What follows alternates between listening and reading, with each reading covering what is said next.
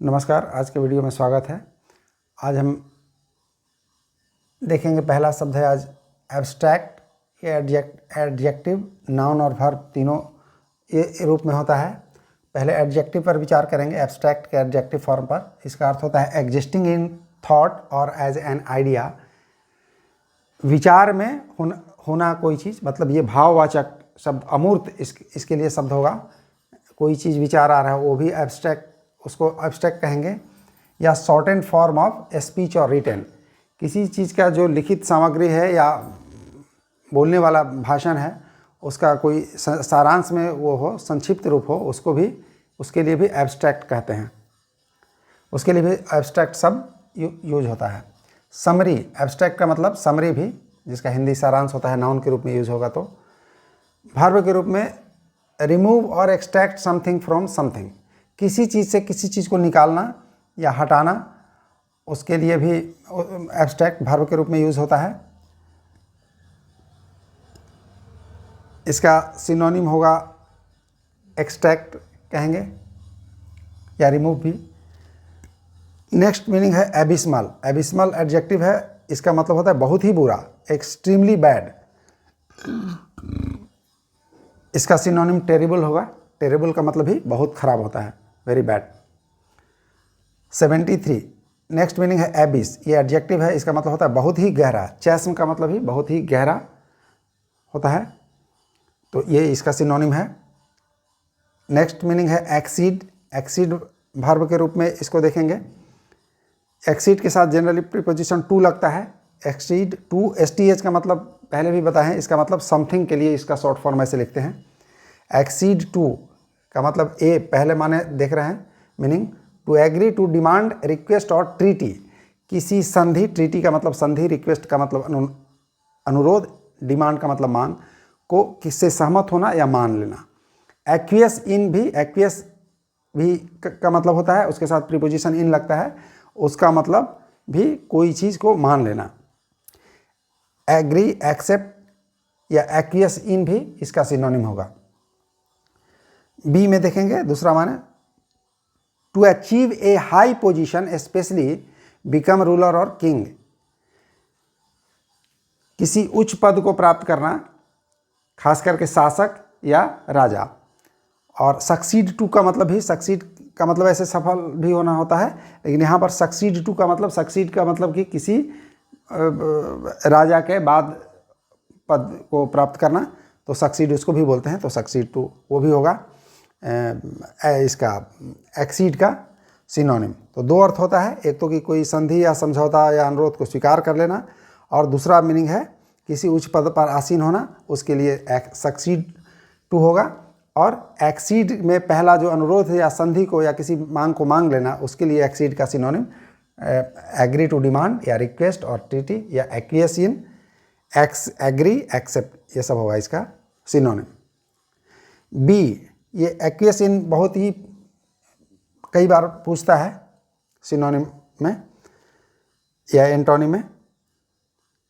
Next meaning है accelerate. Accelerate का मतलब, ये वर्ब है, एक्सेलरेट का मतलब होता है टू हैपन फास्टर, कोई चीज़ तेज़ी से होना। हेस्ट से बना है हैसन। हैसन का मतलब भी कोई चीज़ जल्दी से होना। स्काई रॉकेट का मतलब भी, ये वर्ब है, इसका मतलब भी तेज़ी से होना होता है कोई। तो जैसे कीमत ही बहुत तेज़ी से बढ़ गया, तो sky rocketed, price of oil has sky rocketed, तो स्काई रॉकेट का मतलब भी तेज़ी से बढ़ना, ये भी सिनोनिम हुआ। हैसन का मतलब भी कोई कार्य तेज़ी से होना, और हैपेंड फास्टर, इसका मतलब भी एक्सेलरेट, किसी चीज़ का तेज़ी से होना। नेक्स्ट है मीनिंग इम्पीड, IMPEDE, यह वर्ब है, इसका मतलब होता है टू डिले और स्टॉप द, टू डिले और stop the progress of something, किसी चीज़ का विकास या वृद्धि को या उन्नति को रोक देना या धीमा कर देना या विलंबित कर देना। तो इसके लिए सिनोनिम इसका होगा हिंडर, HINDER, टाइप में छूट गया था, तो HINDER, हिंडर। हिंडर का मतलब बाधा करना, ये वर्ब है। ऑब्स्ट्रक्ट का मतलब भी OBSTRUCT, ऑब्स्ट्रक्ट का मतलब भी बाधा डालना। और इम्पेडिमेंट नाउन है, इम्पीड से ही बना है। इम्पेडिमेंट का मतलब बाधा, इसके लिए सिनोनिम होगा हिंड्रेंस, HINDRANCE। इसका स्पेलिंग भी अक्सर पूछा जाता है।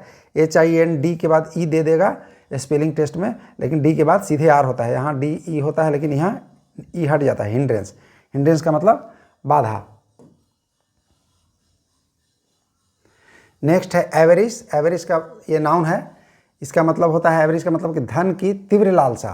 ग्रीड, उसका मतलब भी लालच होता है। ग्रीडीनेस का मतलब भी लालच होता है। एवेरिशस मतलब लालची या ग्रीडी। एवेरिशस इसी से बना है, ये एडजेक्टिव है, लालची है, और इसके लिए सिनोनिम ग्रीडी होगा। नेक्स्ट है कैलेमिटी। कैलेमिटी नाउन है। कैलेमिटी का मतलब आपदा या विपत्ति या आफत हिंदी में। An event that causes great damage to people's life and property. आदमी के जान माल को बहुत ज़्यादा क्षति हो, उसके लिए कैलेमिटी का मतलब होता है। इसके लिए सिनोनिम होगा डिसेस्टर, कैटेस्ट्रॉफी। ये दोनों सिनोनिम है। इसका मतलब भी आपदा विपत्ति होता है, डिसेस्टर का मतलब भी आपदा या विपत्ति होता है। कैलेमिटस, कैलेमिटस एडजेक्टिव है। इसका मतलब होता है नुकसानदेह, अनर्थकारी। इसके लिए सिनोनिम डिसेस्ट्रस होगा। नेक्स्ट मीनिंग है कैलस। ये एडजेक्टिव है। कैलस का मतलब क्रूर या कठोर दिल वाला। Not caring about other people's pain और प्रॉब्लम, किसी की दर्द या समस्या को नहीं समझने वाला। इसके लिए सिनोनिम होगा क्रूएल। कैलस का मतलब कैलो, CALLOW, कैलो एडजेक्टिव है। इसका मतलब होता है युवा और अनुभवहीन, इनएक्सपीरियंस्ड। ये भी पूछा जाता है सिनोनिम में, एंटोनिम में। कैंडिड, कैंडिड एडजेक्टिव है। इसका मतलब होता है स्पष्टवादी, स्पष्ट और ईमानदारी से बोलने वाला। फोर्थराइट, फोर्थराइट का मतलब भी स्पष्टवादी होता है। आउट स्पोकन का मतलब भी स्पष्टवादी होता है। फ्रैंक का मतलब भी स्पष्टवादी होता है। जो इस सब स्ट्रेट फॉरवर्ड, इसका मतलब भी स्पष्टवादी होता है या स्पष्ट होता है। ब्लंट, ब्लंट का मतलब भी जो एकदम सीधे सीधे बोल दे प्लेनली, उसके लिए भी। तो कैंडिड का ये सब सिनोनिम हुआ। Forthright, outspoken, frank, straightforward, blunt. Next meaning है जोकुलर। ये एडजेक्टिव है। इसका मतलब होता है परिहासशील, हंसी मजाक करने वाला व्यक्ति। तो जोकुलर के लिए सिनोनिम जॉली, जॉली का मतलब भी हंसी मजाक करने वाला है। ह्यूमरस का मतलब भी वो होता है हंसी मजाक करने वाला। फनी भी, कि जो हंसी मजाक करे। नैक, नैक नाउन है। नैक का मतलब कुशलता, मतलब स्किल, स्किल, डेक्सटेरिटी, प्रोफिशिएंसी। ये तीनों इसका सिनोनिम है। इन तीनों का मतलब होता है कुशलता। डेक्स्ट्रस, डेक्स्ट्रस एडजेक्टिव है। स्किलफुल, डेक्स्ट्रस का सिनोनिम स्किलफुल होगा। डेक्स्ट्रस का भी स्पेलिंग पूछा जाता है स्पेलिंग टेस्ट में, खास करके DXTEROUS। यहाँ पर आर सीधे लगा देता है, ई हटा करके, वो गलत रहेगा। Dextrous adjective skilful. Entreat, next meaning है एंट्रीट। एंट्रीट वर्ब है। एंट्रीट का मतलब होता है निवेदन करना, अनुरोध करना। इसके लिए बेग शब्द है। या इम्प्लोर का मतलब भी आग्रह करना, निवेदन करना। बिसीज का मतलब भी निवेदन करना। बिसीज का पास्ट टेंस बिसाउट होता है। तो ये सब बहुत ही बार बार पूछा जाता है सिनोनिम एंटोनिम में। अब नेक्स्ट है क्वाइट। ये एडजेक्टिव है।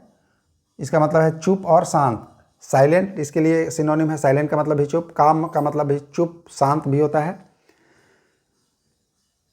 हस्ट, हस्ट का मतलब हस्त माने चुप कराना, उसका पास्ट टेंस ही है हस्ट माने चुप। 87 इम्परेटिव, इम्परेटिव एडजेक्टिव है। इसका मतलब होता है कोई चीज़ जो बहुत महत्वपूर्ण होता था उस पर तत्काल ध्यान देने की आवश्यकता है, आवश्यकता हो। जैसे वाइटल, वाइटल का मतलब महत्वपूर्ण होता है। अर्जेंट का मतलब भी जो बहुत ही आवश्यक हो। कंपेलन, कंपेलिंग का मतलब भी बहुत आवश्यक। कंपेलिंग, कंपेल माने मजबूर करना होता है, उसी शब्द माने कंपेलिंग। कंपेलिंग का मतलब अति आवश्यक। 88 ओकेजनल, इसका भी स्पेलिंग टेस्ट में भी होता है। एक सिंगल सी यहाँ दे दिया जाता है या डबल एस दे दिया जाएगा, इसमें डबल सी रहता है और एस। ओकेजनल का एडजेक्टिव है। ओकेजनल का मीनिंग होता है किसी चीज़ का कभी कभी होना या करना। तो तो इनफ्रीक्वेंट, फ्रीक्वेंट का मतलब कोई चीज़ बार बार हो, इन लग गया तो उसके अर्थ उलट हो जाएगा, जो बहुत कम हो, कभी कदाल हो। इंटरमिटेंट का मतलब भी जो कभी कदाल हो। स्पोरेडिक का मतलब भी कभी कदाल, और इरेगुलर का मतलब भी अनियमित, रेगुलर नहीं हो तो वो कभी कदाल, उसके सेंस में सिनोनिम है ओकेजनल। एडवर्सिटी, एडवर्सिटी नाउन है, इसका मतलब कठिन या बुरी स्थिति। हार्डशिप, हार्डशिप एक ही साथ ये होगा, गलती से ये हो गया है, हार्डशिप एक ही साथ होगा, HARDSHIP।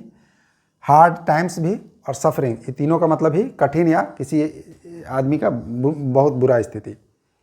डिलाइट, नेक्स्ट मीनिंग देखेंगे, ये नाउन है। डिलाइट का मतलब खुशी, ग्रेट प्लीजर या जॉय। तो वीडियो देखने के लिए धन्यवाद।